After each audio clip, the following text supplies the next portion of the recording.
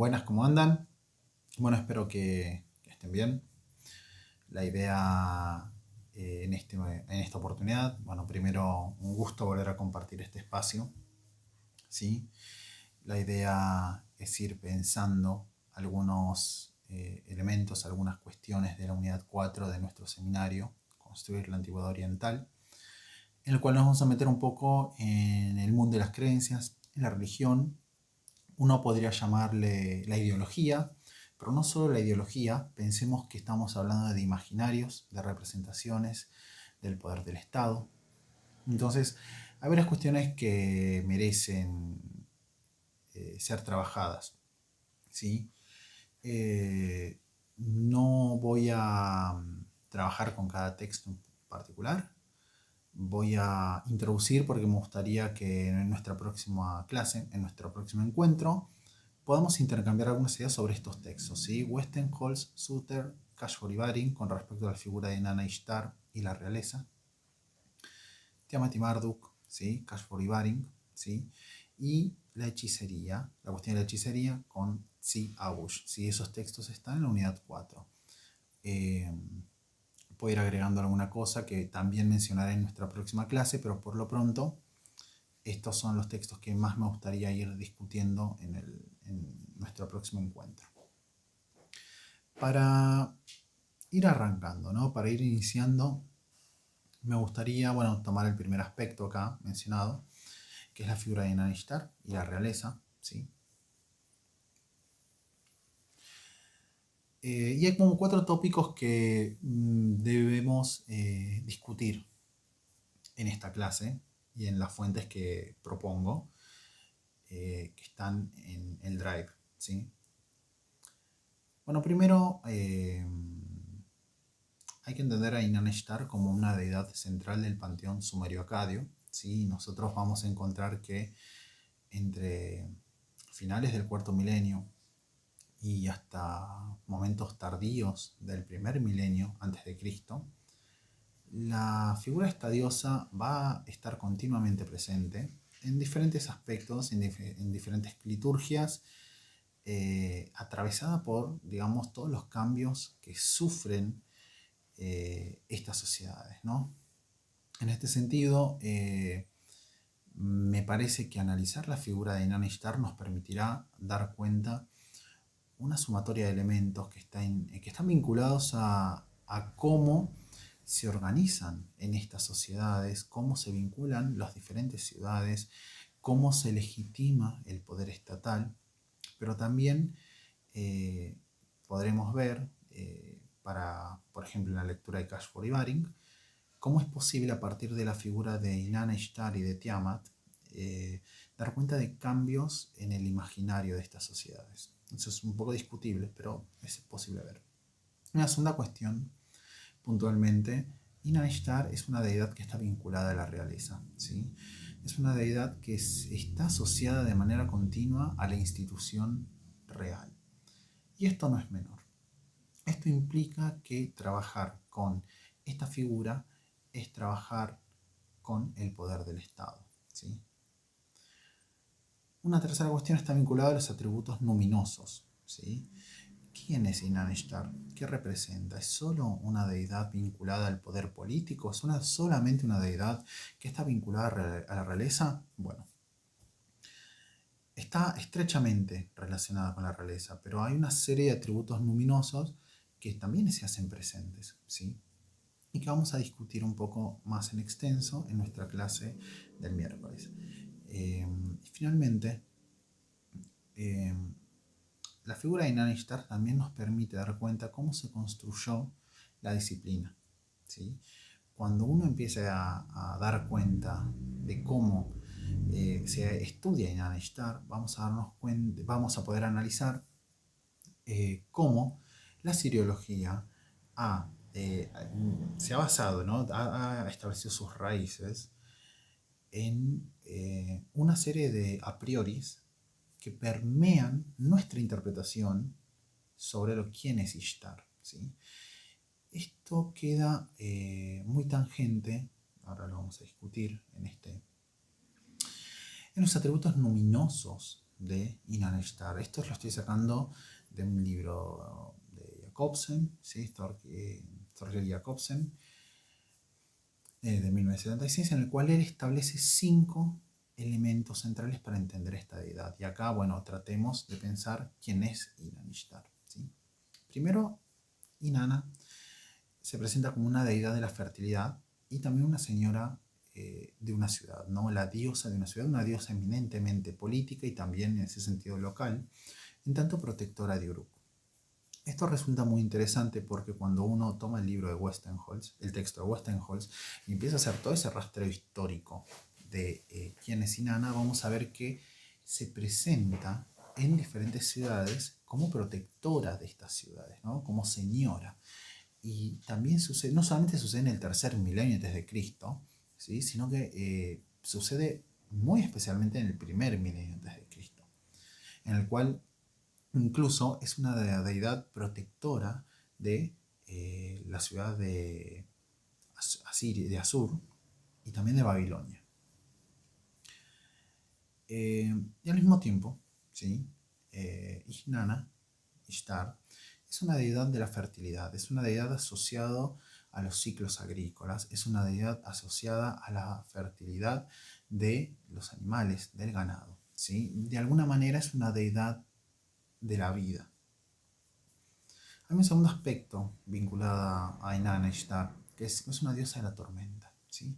Es una diosa vengativa, es una diosa de la violencia y estrechamente relacionada con su tercer atributo, en tanto diosa de la guerra, ¿sí?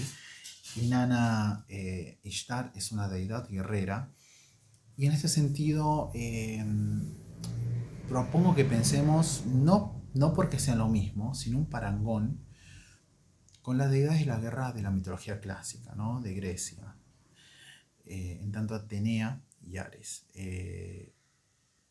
Inanna Ishtar no es una diosa de la guerra justa o una diosa de la guerra en tanto acto violento, sino que es una diosa de la conjunción de estos dos factores, una diosa del campo de batalla. Es una deidad guerrera y poderosa. Hay una serie de maldiciones, ¿sí?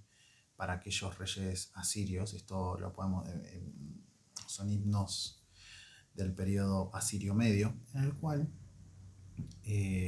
Inanna Ishtar maldice al rey de la ciudad de Asiria, en este caso, a su mismo rey, cuando no hace la guerra, ¿sí? O cuando no respeta determinados rituales vinculados a Inanna, y en las cuales, por ejemplo, se encuentra la capacidad de Inanna de destruir las armas de los enemigos, pero también la arma del rey asirio en este caso, que es maldito por ella. Un cuarto aspecto es el aspecto que está vinculado a la astronomía. Inanna Ishtar se la representa con el planeta Venus y en tanto tal es la estrella del amanecer y del atardecer. ¿Sí? Eso tiene que ver con, digamos, las observaciones astronómicas que se realizaban en la antigüedad.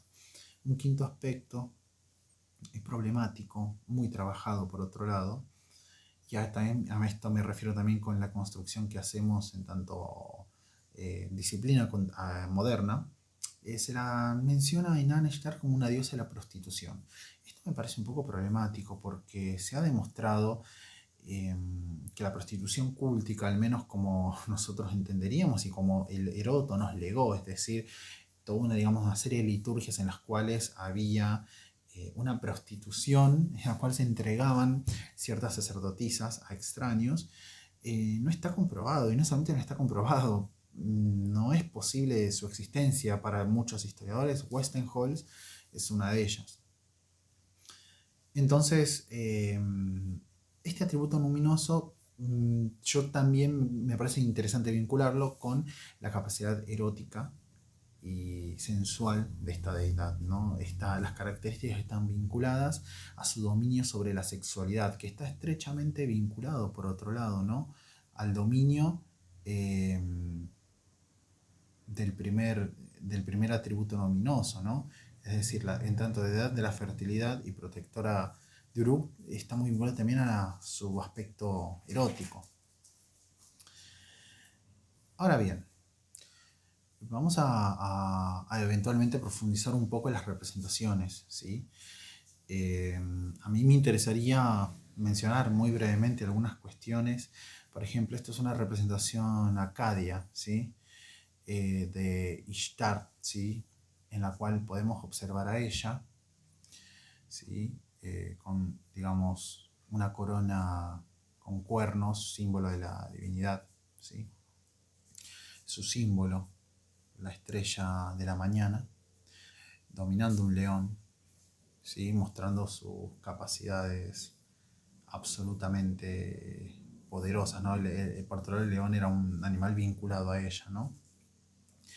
Y enfrente de Ninshur, que es una deidad también, es una especie de lugarteniente de Inanna, de Ishtar, y se la vincula mucho a ella con un mito que se conoce como el descenso de Inanna al inframundo, en el cual Inanna desciende hacia los infiernos, dependiendo de la versión, para encontrar a su fallecido esposo.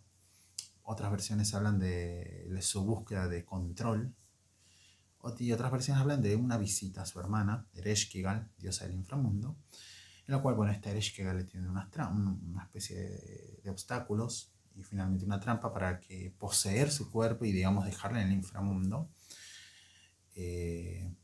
durante un periodo, una vez que Inanna ha descendido hacia el Irkala, hacia el inframundo.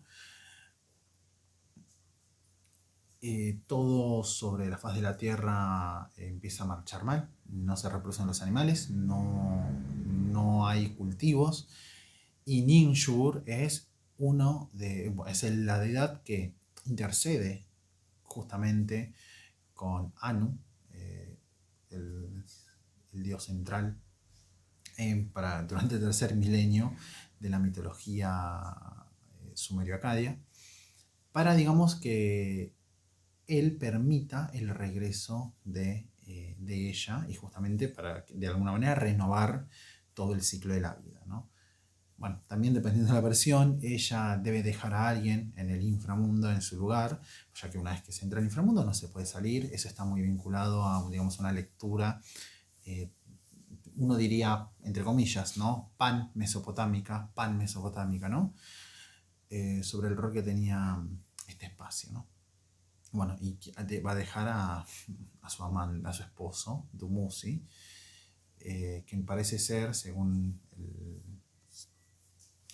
la versión del mito, no estaba muy preocupado por la ausencia de Inanna. Bien, quiero mostrar eh, brevemente estas dos cuestiones. En primera instancia, el signo protocuneiforme, que significa algo así como, bueno, el cual se representa Inanna, y que vamos a verlo de hecho durante gran parte de las representaciones de principios del tercer milenio antes de Cristo. ¿Sí? Este es un signo logográfico que eventualmente va a tener, digamos, escritura cuneiforme, ¿no? Su abstracción, y que significa, bueno, Inanna, ¿sí? Algo así como señora del cielo, diosa del cielo, reina del cielo. También vamos a ver que esto es una manera genérica de hacer referencia a diosas, ¿no? La diosa. Y acá también quiero señalar este sello cilíndrico, ¿sí? Que en realidad esta impresión de sello cilíndrico la tenemos, está en el texto de Westenholz, en el cual ella supone, y esto es interesante, ¿no? Que acá vamos a encontrar a un rey, ¿sí? A un rey del periodo paleobabilónico, ¿sí?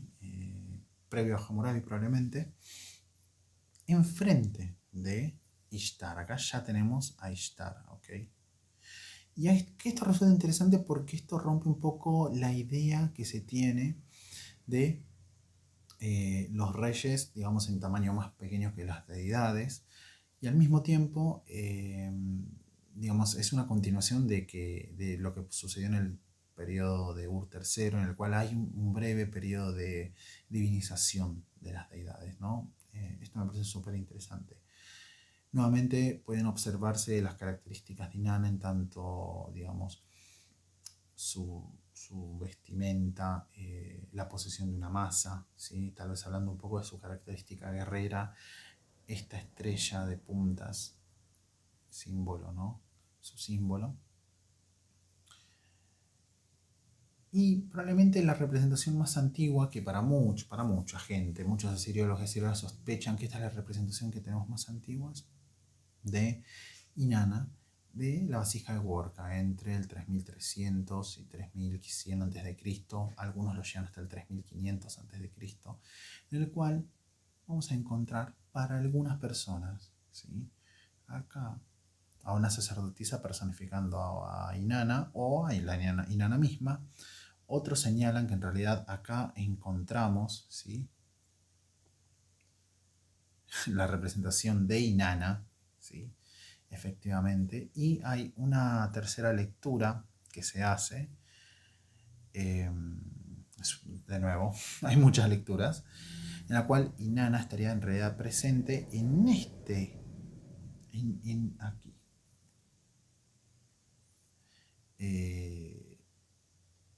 Ya que, digamos, ella representa en realidad las palmeras datileras, ¿sí?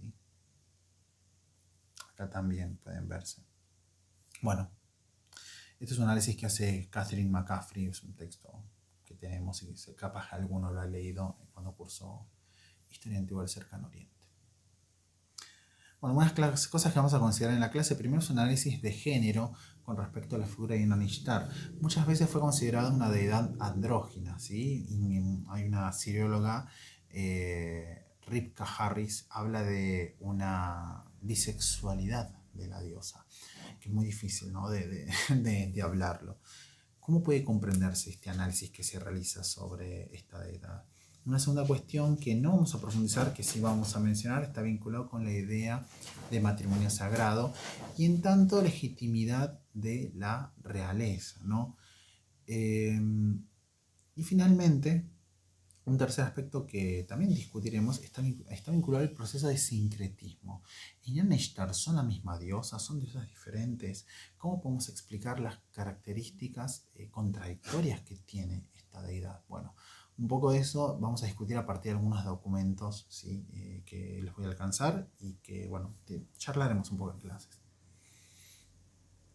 Ahora bien, pasando un poco y también en relación con la figura de Inanna Ishtar, vamos a tener estas dos figuras, Tiamat y Marduk, no otras deidades, pero estas un poco más puntuales, ¿no?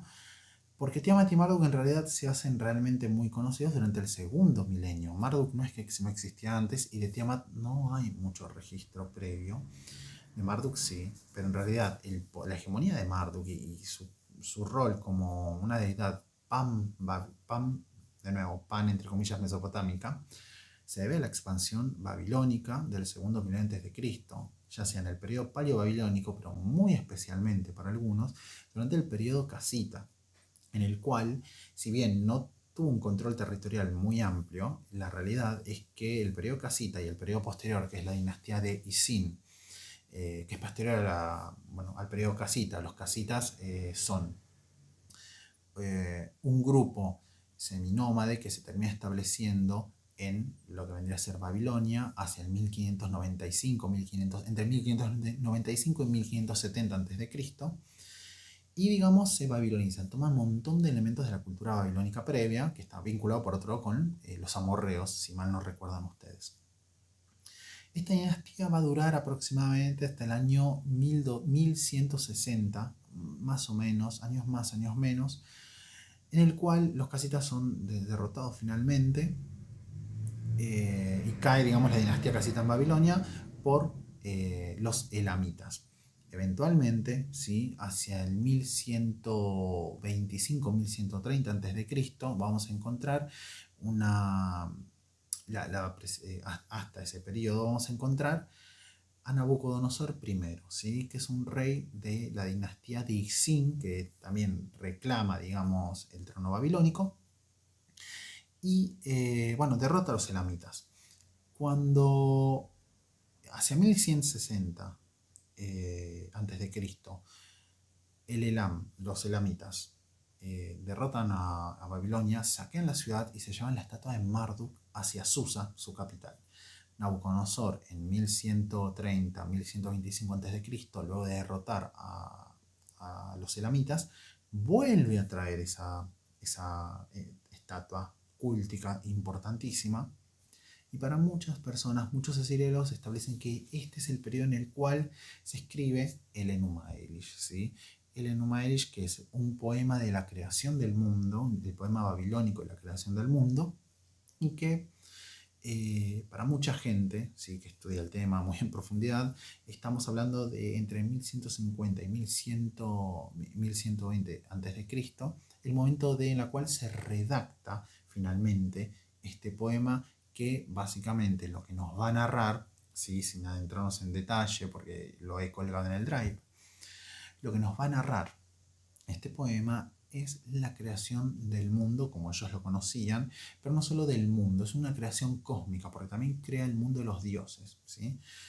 Y Marduk va a tener un rol central, ¿sí?, en esta creación. Pero también Tiamat, que es una figura monstruosa, es una deidad, que no es una deidad, es una figura abyecta, que junto a otra figura que es Apsu, ¿sí?, en forma de agua dulce y agua salada, Tiamat agua salada, Marduk agua dulce.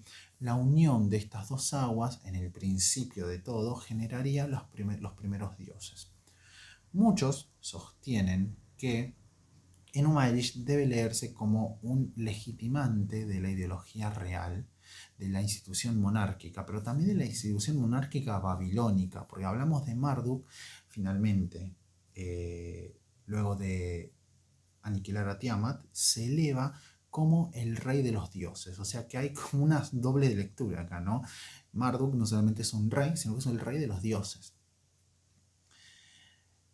No obstante, últimamente, ya yo diría la última década y media, pero más la última década, empiezan a surgir algunos análisis de género en Enuma Elish, porque Tiamat es una figura que bordea lo que vendría a ser los límites de lo cognoscible. Es una figura que sufre una serie de cambios durante toda la narración, ya que desde un principio es uno de los elementos que origina todo el mundo y termina siendo aniquilada para dar lugar a la Tierra.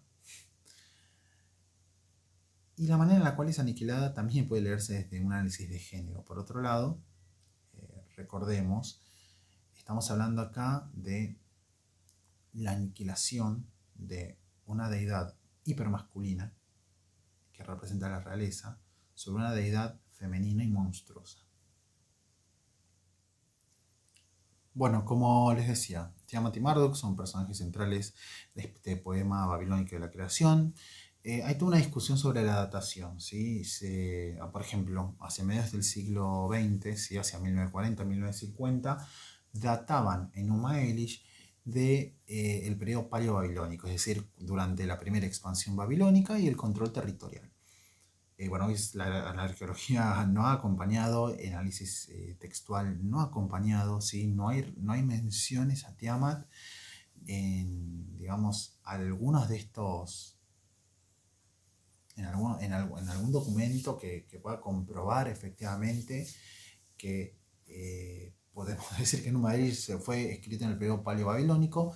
No obstante, sí, muchos aseguran que, bueno, si bien fue escrito probablemente y fue compuesto finalmente entre 1200 y 1125 a.C., es decir, hacia finales del periodo casita y mucho más probablemente durante el periodo de reinado de Nabucodonosor I, ¿sí?, es decir, posterior al periodo casita, se considera que hay elementos que pueden encontrarse ya durante el periodo casita, ¿sí? Por ejemplo, hay representaciones en un momento del poema, Tiamat da a luz a unos hijos monstruosos, ¿sí?, que forman parte de su ejército para aniquilar a los dioses. Y bueno, estos hijos monstruosos aparecen en algunos kudurrus, casitas, que son una especie de obeliscos de piedra tallados. Así que bueno, lo más probable es que en Enuma Elish encontremos elementos que son previos al 1200 al 1125 a.C., pero que son, digamos, compuestos y finalmente, ¿no? Se pone como la frutillita del postre, se pone el moño durante el reinado de Nabucodonosor I, ¿sí? ¿Quiénes son las dos figuras centrales acá? Marduk, que es un dios central del panteón babilónico, ¿sí? Y que a partir de este poema nosotros podemos decir que Marduk toma un rol protagónico en lo que sería el panteón de las deidades, y Tiamat, que es una figura monstruosa, que no es divina, ¿sí? Y es una especie de diosa madre, ¿no? Diosa que genera la vida.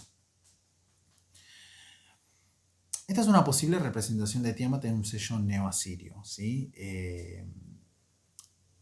Acá hay una cuestión, ¿cómo es Tiamat? Bueno, Tiamat no tiene una serie de representaciones que uno pueda, digamos, distinguirla.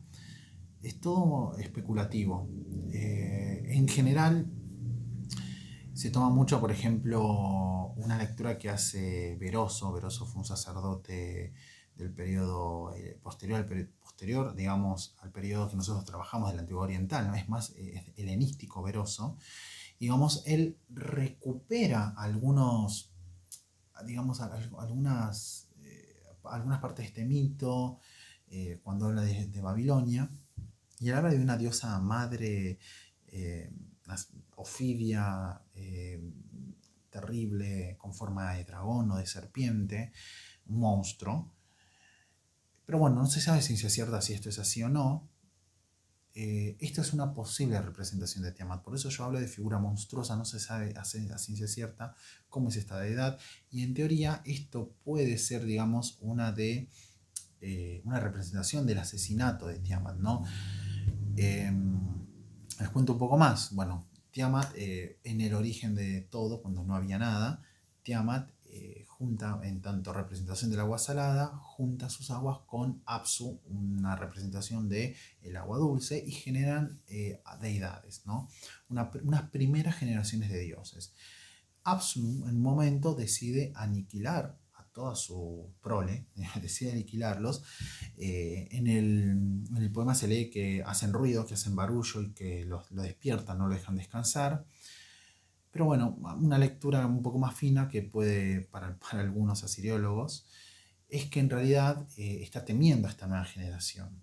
¿Sí? Teme que lo detronen, le saquen el trono. Entonces busca eliminarlos. Sin embargo, ¿sí?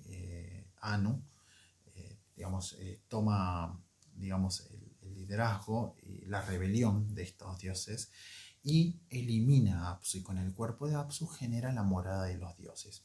Tiamat, en esta primera parte del mito, no tiene ningún tipo de rol. De hecho, ella se opone a la aniquilación de sus hijos.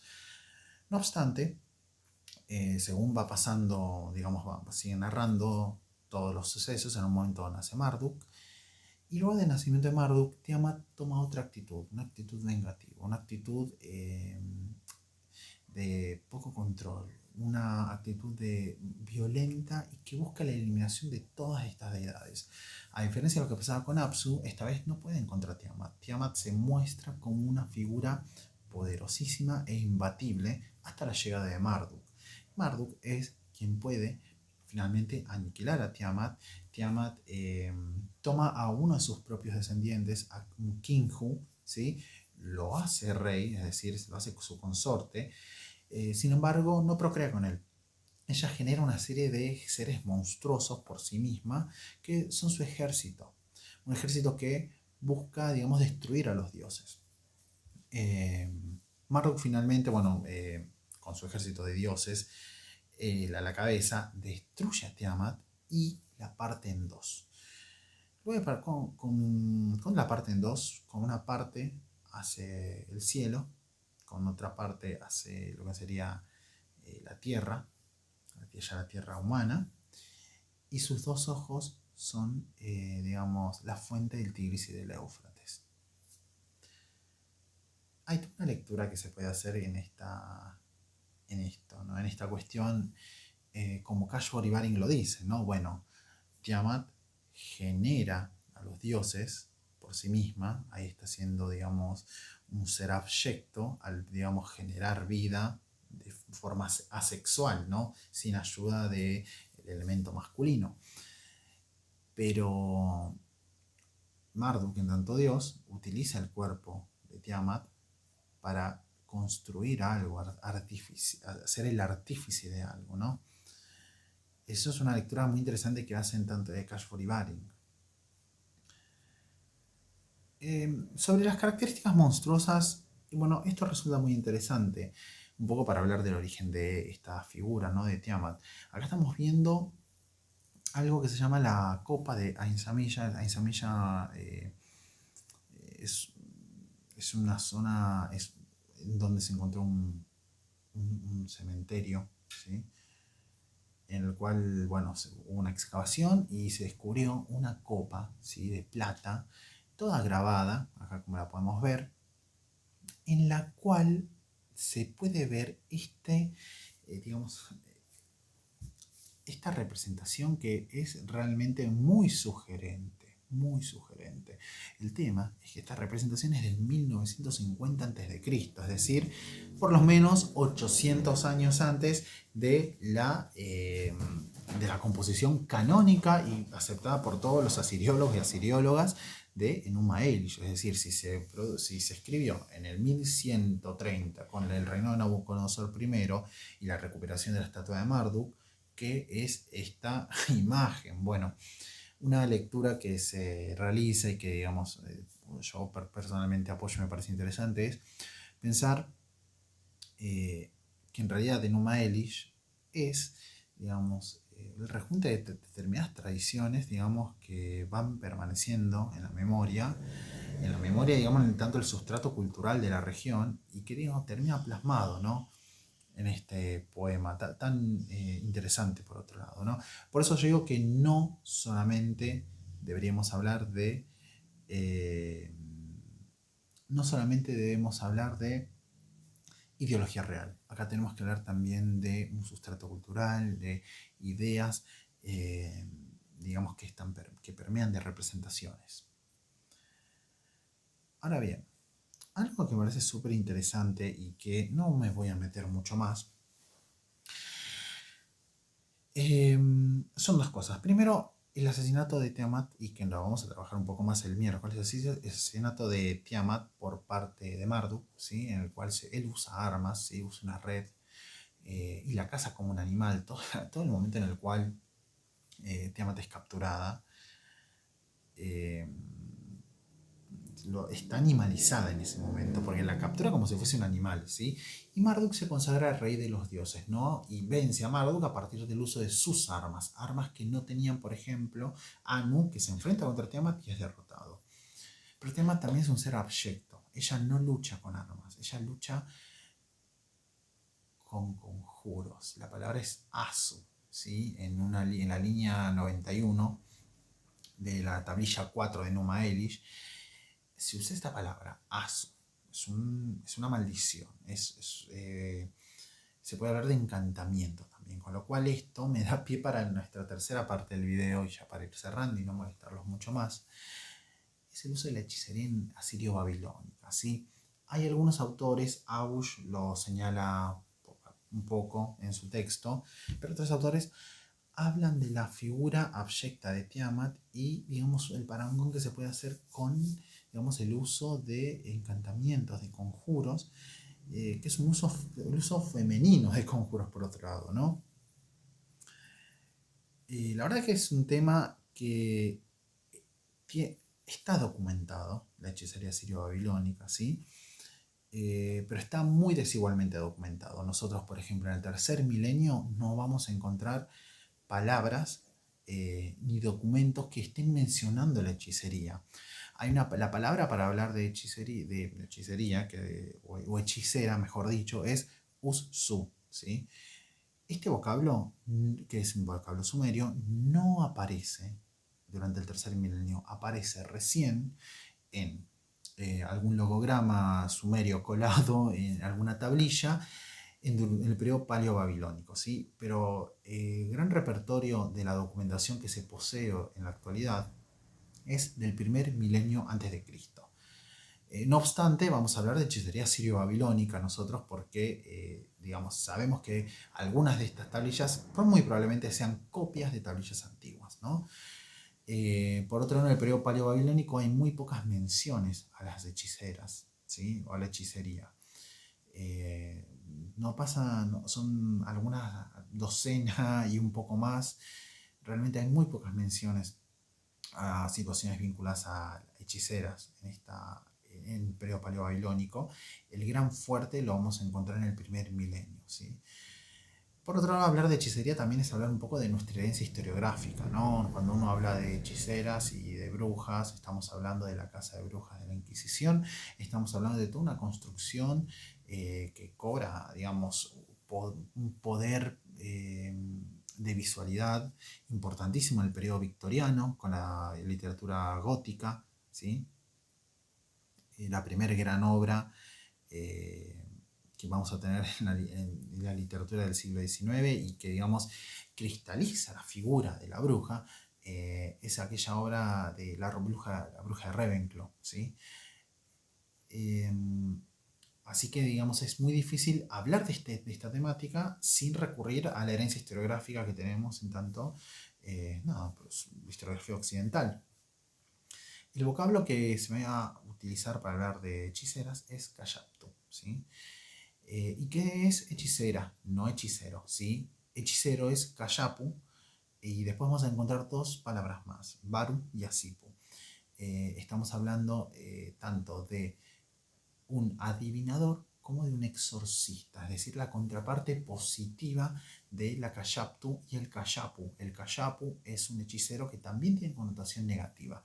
Acá me parece que tenemos que también hacer una distinción que es realizada, por ejemplo, por antropólogos como Evans Pritchard, en el cual hablamos de, digamos, el uso de la magia, digamos, una magia que puede ser promocionada o fomentada y que se encuentra en los límites posibles. Eh, pero después estamos hablando de hechicería, de brujería. Estamos hablando ya de una connotación negativa que se le otorga al uso de la magia, al vínculo con el otro plano. Y que en general, digamos, se muestra como un factor de desorden en la sociedad, un factor que pone en peligro el mundo social. Por eso, y esto está vinculado con el Estado, digamos, regla, ¿sí? Regla y, digamos, establece una serie de cultos y de liturgias para contrarrestar el rol de la hechicería, ¿sí? Y esto lo vamos a encontrar, y ya me voy despidiendo con esto, con el Makluk, ¿sí? Makluk, ¿qué es? Bueno, Makluk es una serie de una, una serie de un conjunto de rituales, ¿sí? Que datan muy probablemente datan del primer milenio antes de Cristo. Están, digamos, la composición de estos rituales la tenemos en ese milenio, ¿sí? Tenemos versiones neoasirias y neobabilónicas. Pero los asiriólogos, Abush especialmente, sugiere que muy probablemente estemos hablando de encantamientos previos, es decir, es una compilación, ¿no? De encantamientos previos. Y estos rituales y estos encantamientos anti-hechicería, ¿sí? Son una serie de rituales que, digamos, terminarían con un gran ritual, que es el ritual Maklu. Es un ritual que tiene, digamos, unos pasos que tienen que ser seguidos y tienen que ser respetados para eliminar cualquier caso de hechicería. Y lo que vamos a encontrar en Maklu es, bueno, toda una serie también de el Maklu y otros encantamientos para parar posibles hechizos, ¿sí? Posibles conjuros. Estos conjuros son, como veremos, muy interesantes.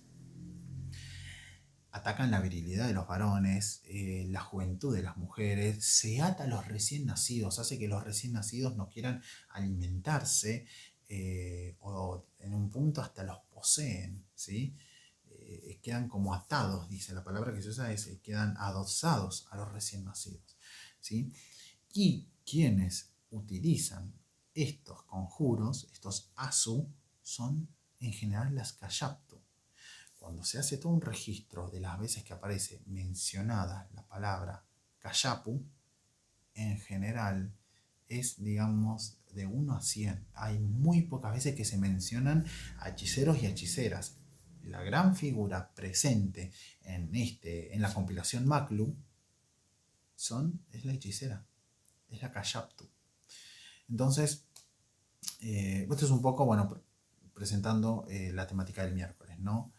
Toda esta serie de textos, toda esta serie de cuestiones que queremos discutir, vinculados tanto al rol del Estado, a la ideología, uno diría, real, y digamos, a la sanción, ¿sí? A lo permitido, a lo fomentado por el Estado, pero también un análisis que está anclado definitivamente en la diferencia sexual, en la construcción de un género, ¿sí?